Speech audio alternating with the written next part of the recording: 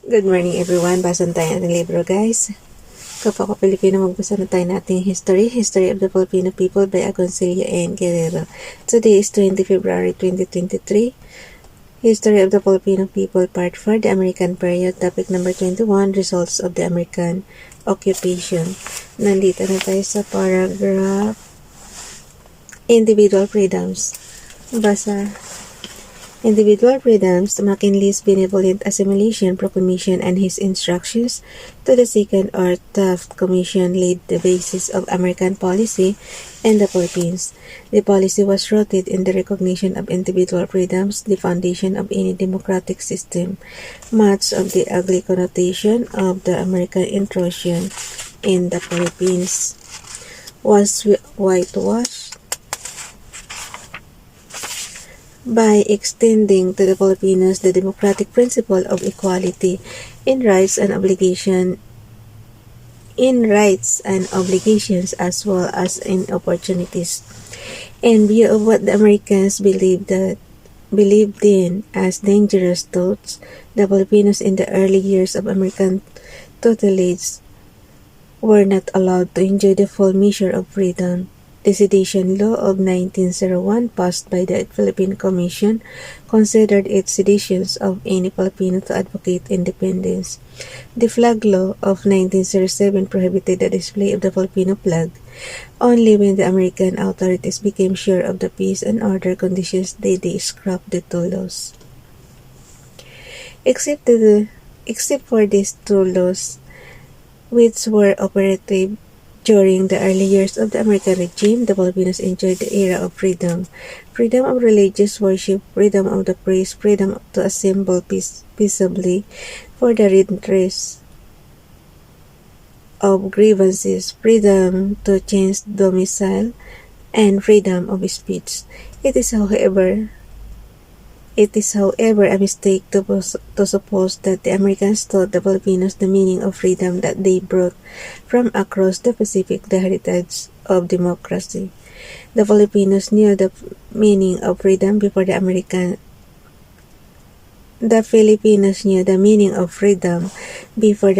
came, for they enjoyed its blessings under the revolutionary government and the republic.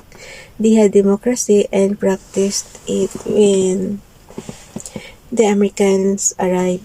They practiced it in the Teheran's Convention, in the election of delegates to the Malolos Congress, and in the framing of the Malolos Constitution. What the Americans did was to broaden the democratic base, that is to say, they made the principles of democracy apply to all, even to the poorest and illiterate common too. And even to the poorest and illiterate common tao.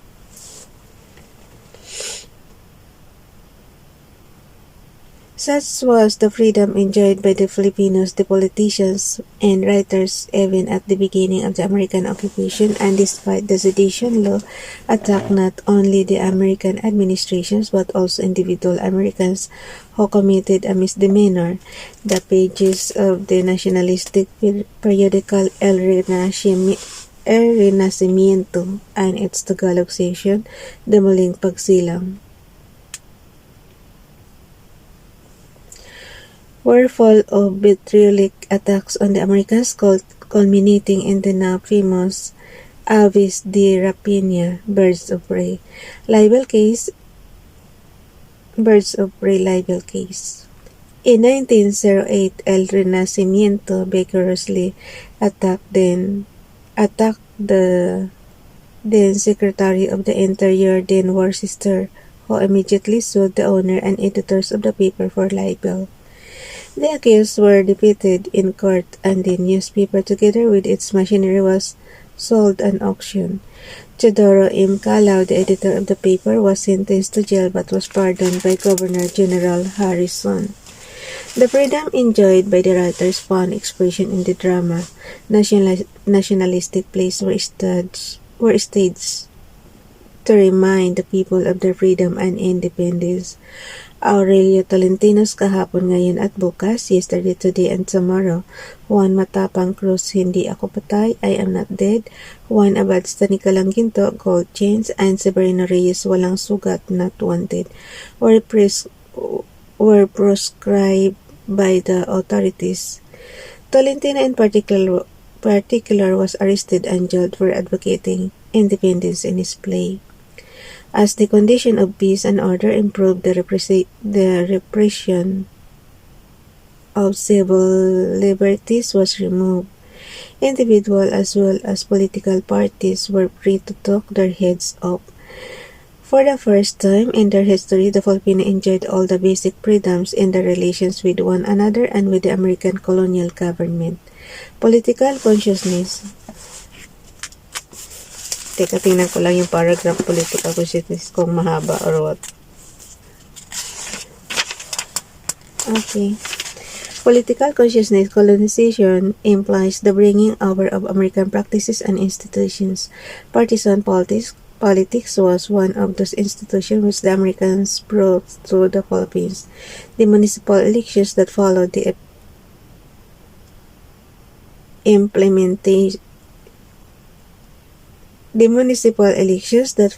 implementation of American sovereignty gave the Filipinos the first taste of politics' American brand. To be sure, there was at the beginning no furor, no color to campaigns, for the Filipinos were as yet too politically naive to understand the intricacies of modern politics.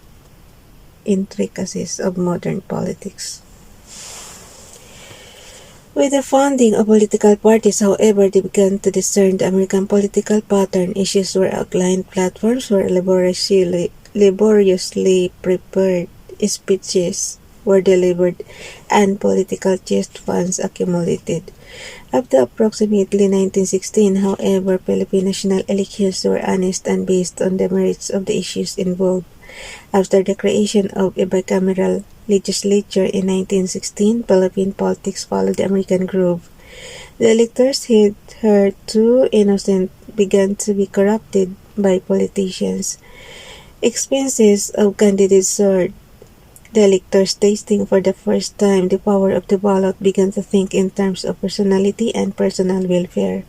Thus, many American political practices finally found a rich soil in the Philippines. But over and above the negative effects of the imported brands of politics, the Filipinos learned the intricate machinery of government. The control of the lawmaking body and the Filipinization policy of Harrison led to a deep political consciousness. The suppressed nationalism of the first decade of American rule was released and ultimately found expression in the agitation for political independence.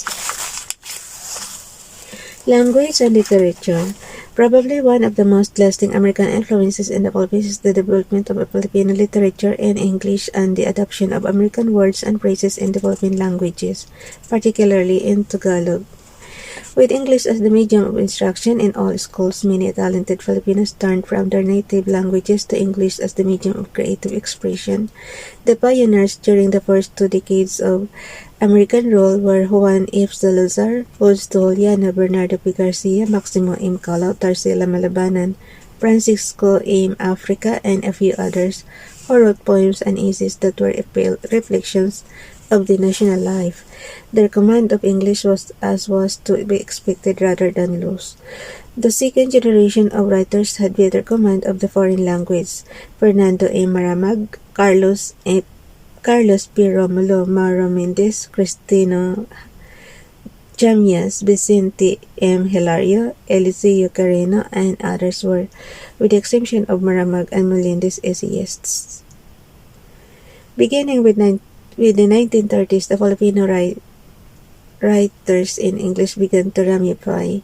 They wrote not only poems and essays but also short stories and a few novels and dramas.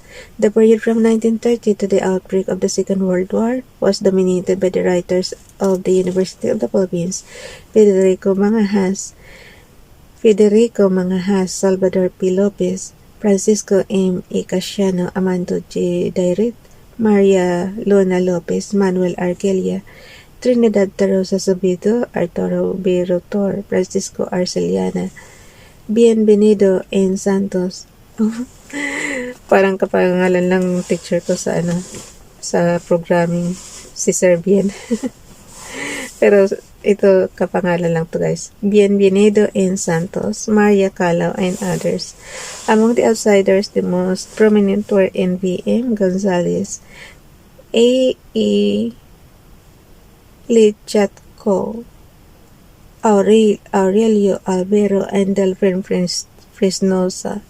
The drama and the novel were the most neglected branches of literature, although a few novels and plays were written. More important as America's lasting influence of Filipino culture life was the adoption of American words and phrases in the national language. This linguistic process has been going on for a long time now, and there is no sign that it will stop. Tagalog, as the language of the capital, was naturally vulnerable to American influence.